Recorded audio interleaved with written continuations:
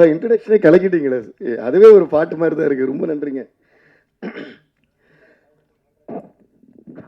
கண்மூடி திறக்கும் போது கடவுள் எதிரே வந்தது போல, அடடா என் கண் முன்னாடி அவளே வந்து நின்றாளே, குடையில்லா நேரம் பார்த்து கொட்டி போகும் மழையை போல, என் அழகாலே என்ன நினைத்து இதுதான் காதல் என்றாளே.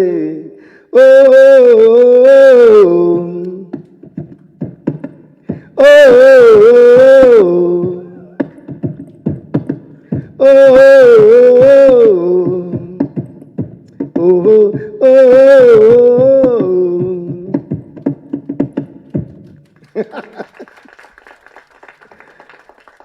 அதாச்சு நான் வாழ்க்கையை வந்து இசையோடு தான் கொண்டாடுவேன்.